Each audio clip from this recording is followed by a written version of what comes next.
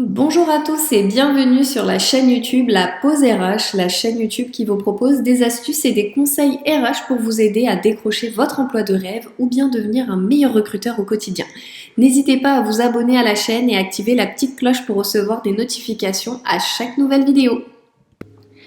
Aujourd'hui, je vais vous donner mes astuces et mes conseils pour être vraiment préparé à 3 questions vraiment de base lors d'un entretien d'embauche. C'est quasi certain que les RH vont vous poser ces 3 questions, même si chacun a son style. Vraiment, ces 3 questions que je vais vous présenter sont en général un incontournable et c'est très très important d'y répondre pour pouvoir mettre toutes les chances de son côté. Donc bien évidemment, comme vous vous en êtes sûrement douté, la première question qu'on va vous poser lors d'un entretien d'embauche, même si chaque recruteur a son style, en général c'est toujours par là qu'on commence. Donc présentez-moi votre parcours professionnel, parlez-moi de vous. Donc c'est vraiment toujours en général la première question qu'on va vous demander. Et c'est vraiment très important tout de suite d'entrée de jeu d'être vraiment à l'aise pour donner vraiment la première bonne impression. Et puis comme on dit, on n'a jamais deux fois l'occasion de faire une bonne première impression, donc c'est vraiment déterminant de pouvoir réussir cette première question. Donc je vais vous donner mes astuces et mes conseils vraiment pour réussir cette question et surtout vous dire ce que le recruteur veut savoir et surtout ce qu'il ne veut pas entendre. Donc dans un premier temps, ce que le recruteur il va chercher à savoir en vous posant cette question, c'est vraiment pour prendre un peu la température de qui vous êtes, c'est un peu voilà pour faire connaissance, donc c'est ça qu'il faut savoir sur l'entretien d'embauche, c'est vraiment pour pouvoir apprendre à vous connaître, hein, c'est très très important de ne jamais oublier ça. Vous êtes devant quelqu'un qui n'a jamais travaillé avec vous, qui ne vous connaît pas, qui n'a pas grandi avec vous non plus, donc c'est vraiment très important de pouvoir finalement tout simplement lui parler de vous de la meilleure façon possible. Donc la première chose que le recruteur il va vérifier en vous écoutant parler, c'est votre aisance à l'oral, donc vraiment dans un premier temps, la clarté de votre expression, la concision de l'exposition de votre parcours professionnel. Donc c'est déjà très important de pouvoir dès le début bien structurer son discours pour donner vraiment une impression que vous êtes quelqu'un qui sait de quoi il parle, que vous êtes pertinent, que vous êtes clair, que vous êtes concis et que vous savez vous faire comprendre des autres, ce qui est aussi toujours important. Voilà, dans un emploi, on travaille généralement rarement seul. On va travailler avec d'autres personnes à côté de soi et puis c'est important aussi de pouvoir bien communiquer. Donc c'est également à travers ce premier discours que le recruteur va évaluer ce premier critère. Ensuite, ce que le recruteur va chercher à savoir, c'est vraiment vérifier si vous connaissez votre CV, si vous savez de quoi vous parlez lorsqu'on vous demande de présenter votre parcours, parce que oui, ça peut arriver qu'on se retrouve des fois avec des personnes qui rajoutent ou en tout cas qui enjolivent beaucoup leurs expériences à l'écrit. Et puis c'est très facile lors de cette première question à l'oral de vérifier s'il y a oui ou non un petit peu de gonflage de CV comme on dit. Donc c'est vraiment important de pouvoir vraiment être à l'aise sur toutes les expériences que vous avez notées sur votre CV. Donc entraînez-vous à répondre à cette question avec votre CV devant les yeux, puisque le recruteur aura votre CV devant les yeux, mais par contre il est absolument hors de question que vous lisiez votre CV pour répondre à cette question. Donc attention à ce point-là. Et puis vraiment le dernier point essentiel que le recruteur il va chercher à savoir, c'est si votre parcours il est réellement adapté au poste pour lequel vous effectuez l'entretien d'embauche. Donc c'est pour ça que c'est très important de ne pas lister toutes les expériences que vous avez eues, mais surtout de vous concentrer sur celles qui vont être les plus pertinentes pour le poste en question et vraiment mettre l'accent et appuyer vos qualités et vos atouts et toute l'expertise que vous avez sur vraiment les points clés, les points déterminants pour pouvoir être retenu sur le poste. Donc en général, vous en avez déjà une première idée suite à l'annonce sur laquelle vous avez envoyé votre CV, c'est quand même en général toujours rédigé dessus. Les exigences, donc vraiment vous référez à l'annonce, vous référez aussi au premier échange par téléphone que vous avez eu avec le RH si vous a donné plus de contenu sur le poste et orientez vraiment votre discours sur ce qui va être pertinent pour le poste. Donc ça, c'est vraiment les 3 points que l'on va chercher à repérer tout de suite lors de cette question. Et ce que le recruteur ne veut pas entendre, vraiment attention à 2 points essentiels, donc vraiment ne pas tomber dans cette erreur. Donc c'est une lecture robotique du CV, il n'y a rien de plus insupportable qu'une personne qui lit son CV. On n'est pas des robots, on est dans une relation d'humain d'humain à humain. Si on avait juste besoin de lire votre CV, on vous aurait pas fait déplacer en entretien. Donc c'est vraiment important, voilà, on veut parler à une personne et on veut pas juste avoir voilà, une simple lecture d'un fichier PDF ou Word, c'est vraiment très désagréable. Donc vraiment parlez avec le recruteur et ne lisez pas votre CV. Et puis le deuxième point, je remets l'accent là-dessus, c'est vraiment énumérer toute la liste des expériences que vous avez, même les expériences qui n'ont aucun rapport avec le poste, sauf si vous êtes capable de faire des liens entre cette expérience qui, de prime abord, n'a rien à voir avec le poste, mais vous avez fait une tâche en particulier qui est vraiment similaire à une autre tâche qui va être demandée dans le poste. Si vous êtes capable de faire un lien, il n'y a pas de problème, vous pouvez en parler en faisant le lien. Mais si c'est juste parler d'une expérience qui n'a rien à voir lorsque vous étiez étudiant, vraiment aucun intérêt. C'est une perte de temps, voilà, on n'a pas beaucoup de temps pour faire connaissance avec vous. Donc vraiment mettre l'accent sur ce qui va confirmer que c'est vous le candidat pour le poste et pas un autre. Deuxième question qui revient également très fréquemment, donc 3 qualités, 3 défauts, quels sont vos points faibles, quels sont vos points forts, que pourraient dire vos anciens employeurs ou collègues de vous. Donc c'est vraiment voilà des questions qui peuvent prendre plusieurs tournures, mais qui sont assez fréquentes et c'est vraiment important d'être bien préparé pour donner encore une fois le meilleur de vous-même et mettre toutes les chances de votre côté. Donc sur cette question, ça va être un objectif similaire à la première question. Donc il faut garder en tête que le recruteur, s'il vous pose toutes ces questions, c'est toujours pour apprendre à vous connaître.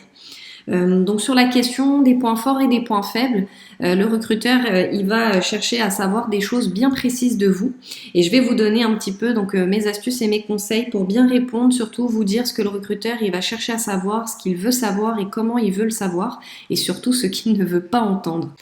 Le deuxième point très important que le recruteur attend de vous, c'est que vous argumentiez votre réponse. Donc vraiment essentiel d'argumenter sa réponse et de pas seulement donner des mots-clés dont nous-mêmes on comprend à peine le sens. C'est essentiel d'argumenter, de donner des exemples. Rien n'est plus clair que des exemples concrets. Donc servez-vous de votre expérience.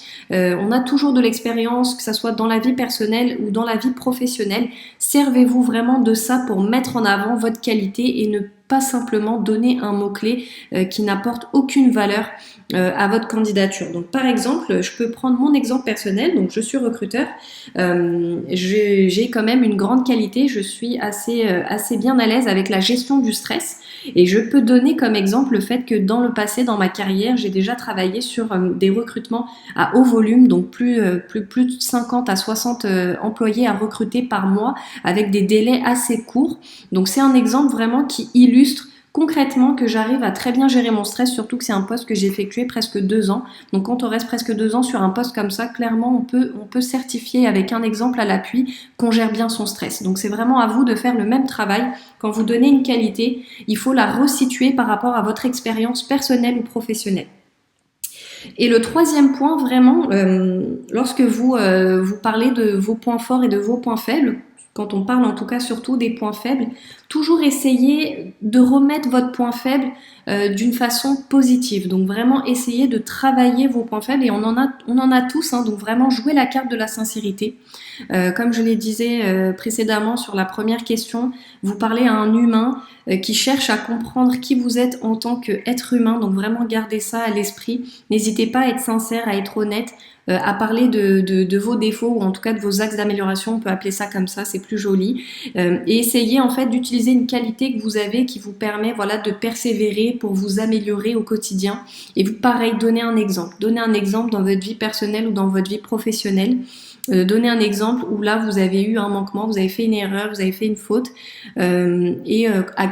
comment finalement vous avez réussi à transformer cette petite faiblesse en force et comment vous continuez à travailler pour que vos faiblesses en tout cas se transforment en force. Donc à vous de travailler ce point-là. Et puis sur ce que le recruteur ne veut pas entendre, donc deux points essentiels que je veux vraiment insister là-dessus. Donc réinsister sur le fait qu'il ne faut pas juste balancer des mots-clés qui vont vraiment rien apporter à votre candidature. Donc vraiment pas de mots-clés, sans argument. Et le deuxième point, c'est le « je ne sais pas ». c'est vraiment totalement exclu de répondre je ne sais pas à cette question. C'est une question qui parle de vous, qui parle de votre parcours, de votre expérience, et c'est impossible que vous ne sachiez pas quelles sont vos qualités, quels sont vos défauts. Donc c'est vraiment important d'être bien préparé à ce niveau-là et d'adapter vos réponses, comme je vous disais, vraiment en fonction de l'annonce. Et enfin, troisième question qui est également assez fréquente lors d'un entretien d'embauche, c'est pourquoi vous avez choisi ce métier, ce domaine, qu'est-ce qui vous plaît dans ce métier. Pareil, c'est une question qui peut prendre plusieurs formes, mais l'objectif de réponse reste le même. Donc là, vraiment, ce que le recruteur il va chercher à savoir finalement, ce sont vos facteurs de motivation pour exercer un tel métier. Donc même principe sur cette question, je vais vous dire ce que le recruteur cherche à savoir et surtout ce qu'il ne veut pas entendre. Donc pour ce qu'il cherche à savoir, c'est vraiment très simple. Là, je vais vous parler en toute transparence en tant que RH moi-même. Le recruteur, lui, ce qu'il veut, c'est réussir son recrutement. Donc ça, voilà, il faut comprendre que le recruteur, lui, il veut pas s'amuser à recruter une nouvelle personne toutes les semaines parce que tout le monde démissionne.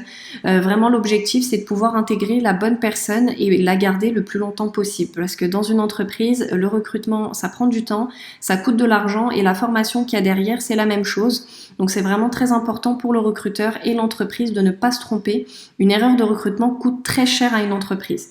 Donc c'est vraiment essentiel sur cette question, finalement, de faire comprendre aux recruteurs et également à vous-même que c'est vous qu'il faut parce que vous allez rester sur le long terme. Et ce que le recruteur ne veut pas entendre là pour ce côté-là, donc c'est vraiment le je travaille juste pour gagner de l'argent, c'est alimentaire, j'ai juste besoin de travailler, on comprend. Le recruteur lui-même, il est en face de vous parce qu'il a besoin de gagner de l'argent et qu'il a des factures à payer comme tout le monde. Mais c'est pas ça là qu'on veut entendre lors de la réponse à cette question. Comme je vous le disais, vraiment garder en tête que le recruteur, lui, il veut s'assurer que vous allez rester le plus longtemps possible. Et l'argument de je veux juste gagner de l'argent, qu'est-ce qui lui dit que voilà, vous allez rester ici pour gagner de l'argent et que dans 2 jours, vous n'allez pas essayer de gagner de l'argent avec une autre entreprise. Donc vraiment, à vous de mettre toutes les chances de votre côté en trouvant des arguments qui vont prouver aux recruteurs que vous allez être motivé le plus longtemps possible pour venir travailler, pour être à l'heure, pour être dynamique, pour être souriant avec vos collègues. Même si voilà, c'est un métier que vous faites par dépit, ça peut arriver. Des fois, on a des situations personnelles ou professionnelles qui peuvent être délicates. On peut comprendre ça, mais il faut pas le tourner de cette façon. C'est vraiment, il faut faire un petit effort de recherche et aller chercher au plus profond de vous ce qui pourrait vraiment vous donner une petite motivation, voilà, des petits moments de joie quand vous allez travailler pour l'entreprise. Donc c'est vraiment, et c'est ça qu'il faut faire transparaître lors de la réponse à cette question. Et voilà, c'en est fini pour cette petite vidéo qui vous a donné donc des astuces et des conseils pour répondre à 3 questions types lors d'un entretien d'embauche. J'espère que ça vous a été utile et que vous avez apprécié le contenu et le format. Surtout, n'hésitez pas à liker, commenter, partager la vidéo et surtout vous abonner à la chaîne. Il y a vraiment plein d'autres sujets qui sont en cours de préparation et puis surtout dans les commentaires, j'attends vos retours avec plaisir, vraiment comme toujours. N'hésitez pas à me dire ce qui vous a plu, ce qui vous a moins plu et surtout les prochains sujets que vous aimeriez que j'aborde. Merci à vous.